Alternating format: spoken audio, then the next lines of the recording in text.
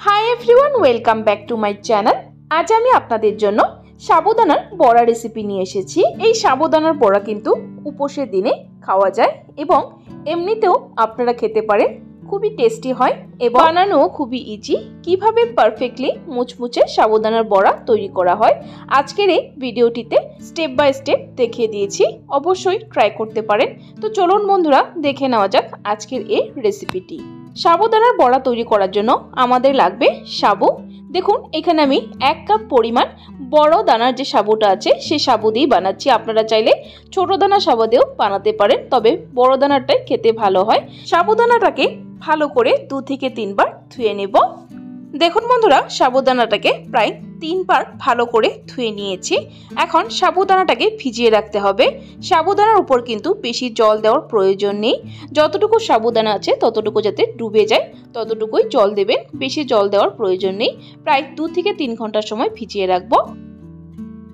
প্রায় 3 ঘন্টা পর আমি সাবুদানাটাকে দেখে নিচ্ছি। দেখুন, সাবুদানাটা কিন্তু ফুলে ডাবল হয়ে গেছে আর সাবুদানাগুলো কিন্তু একদম ঝরঝরে পারফেক্টলি আছে। দেখুন, খুব সুন্দরভাবে কিন্তু ভিজে গেছে। দেখুন, ভিতর থেকে একদম নরম হয়ে আছে। এখন যাচ্ছি পরের স্টেপে। এখানে আমি একটা বড় সাইজের বোলের মধ্যে নিয়ে নিয়েছি 3টে সেদ্ধ আলু।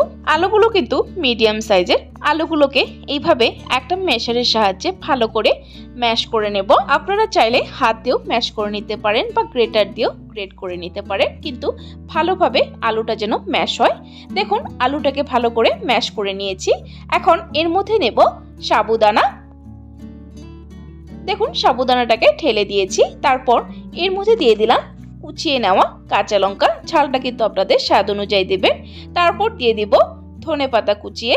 তারপর দিয়ে দিচ্ছি এর মধ্যে চিলি ফ্লেক্স। চিলি ফ্লেক্সটা অপশনাল, যদি আপনারা উপোসের দিনে খান চিলি ফ্লেক্সটা স্কিপ করতে পারেন। বন্ধুরা, এখানে আমি নুন দিয়েছি, নুন দেওয়া ভিডিওটা স্কিপ হয়ে গেছে। তারপর এর মধ্যে দেব একটা মেইন ইনগ্রেডিয়েন্টস। এখানে আমি একটা প্যানের মধ্যে দিয়ে দিয়েছি 1/2 কাপ পরিমাণ বাদাম, চিনে বাদাম। চিনে বাদামটাকে হালকা করে রোস্ট করে নেব। দেখুন বন্ধুরা, চিনে বাদামটা আমার রোস্ট করে নেওয়া হয়ে গেছে। একদম মিডিয়াম ফ্লেমে কিন্তু বাদামগুলোকে রোস্ট করবেন, নইলে কিন্তু পুড়ে যেতে পারে। আর এরকম হালকা কালার আসলে নামিয়ে নেবেন। তারপর ঠান্ডা করে নিয়ে একটা মিক্সিং জারে ঢেলে এটাকে গ্রাইন্ড করে নিতে হবে। তবে একদম মিহি পাউডার করবেন না, একটু দানা দানা থাকবে। আমি দেখিয়ে দিচ্ছি কিরকম ভাবে করতে হবে। দেখুন, ঠিক এরকম ভাবে দানা দানা রাখবেন। তারপর এই পাউডারটাকে সেই বড়ার মিশ্রণের মধ্যে ঢেলে দিতে হবে। এই বাদামের পাউডারটা কিন্তু বড়ার বাইন্ডিং এর কাজও কিন্তু করবে আর খেতেও টেস্টি হয় এবং ক্রিস্পি হয় বড়াগুলো। এখন ভালো করে একসাথে মিক্স করে নেব। দেখুন বন্ধুরা, ভালো করে মিক্স করে নিয়েছি। এখন বড়াগুলো তৈরি করব। হাতে সামান্য তেল লাগিয়ে নিয়েছি। তারপর এইভাবে গোল গোল করে বলস তৈরি করে নেব। তারপর একটু চ্যাপটা করে এইভাবে মাঝখানে মেদু বড়া যেভাবে তৈরি করে বা ডোনাট যেভাবে তৈরি করে সেভাবে তৈরি করে নেব। আপনারা আপনাদের পছন্দ অনুযায়ী বড়াগুলো তৈরি করে নিতে পারেন, যেভাবে আপনারা ভালোবাসেন। আমি বাকি বড়াগুলো সেম প্রসেসে তৈরি করে নেব। সো দেখুন বন্ধুরা, বড়াগুলো আমি তৈরি করে নিয়েছি। এইভাবেও বানিয়েছি আর কাটলেট যেভাবে তৈরি করে সেভাবেও কিন্তু বড়াগুলো বানিয়েছি। এখানে বড়াগুলো আপনারা যেভাবেই বানান কিন্তু খেতে টেস্ট একই আসবে। তো চলুন বন্ধুরা, এখন যাচ্ছি পরের স্টেপে।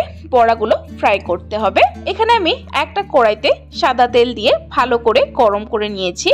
গরম গরম তেলের মধ্যে বড়াগুলো এক এক করে ছেড়ে দেব। তারপর গ্যাসের ফ্লেমটা মিডিয়ামে রেখে বড়াগুলো ফ্রাই করব। হাই ফ্লেমে কিন্তু বড়াগুলো ফ্রাই করবেন না, তাহলে উপরের লেয়ারটা খুবই তাড়াতাড়ি ব্রাউন হয়ে যাবে এবং ভিতরে কাঁচা থাকবে। এইভাবে মিডিয়াম ফ্লেমে রেখে ঘুরিয়ে ঘুরিয়ে ক্রিস্পি করে ভেজে নেবেন। দেখুন বন্ধুরা, বড়াগুলো আমার ভেজে নেওয়া হয়ে গেছে। আমি একটা প্লেটে নামিয়ে নিচ্ছি। বাকি বড়াগুলো সেম প্রসেসে ভেজে নেব। সো দেখুন বন্ধুরা, সবগুলো বড়া আমার ভেজে নেওয়া হয়ে গেছে আর বড়াগুলো কিন্তু খুবই ক্রিস্পি হয়েছে। শব্দতে হয়তো আপনারা বুঝতে পারছেন। ভিতরটাও দেখিয়ে দিচ্ছি। দেখুন, ভিতরটা কিন্তু খুবই সফট হয়েছে আর উপরে লেয়ারটা ক্রিস্পি হয়েছে। সো বন্ধুরা, আমার আজকের এই সাবুদানার বড়া রেসিপিটি আপনাদের কাছে কেমন লেগেছে ট্রাই করে কমেন্ট বক্সে অবশ্যই জানাবেন। আর যদি রেসিপিটি ট্রাই করার পর আপনাদের কাছে ভালো লেগে থাকে তাহলে একটা লাইক দিতে ভুলবেন না। আর আমার চ্যানেলে নতুন হয়ে থাকলে চ্যানেলটাকে সাবস্ক্রাইব করার জন্য অনুরোধ রইল। সাবস্ক্রাইব করে পাশে থাকা বেল আইকনটা ক্লিক করে অল করে দেবেন, তাহলে যখনই আমার চ্যানেলে কোনো নতুন রেসিপি আসবে নোটিফিকেশন আপনাদের কাছে পৌঁছে যাবে। ভালো থাকবেন, সুস্থ থাকবেন। ভিডিওটি সম্পূর্ণ দেখার জন্য অসংখ্য ধন্যবাদ।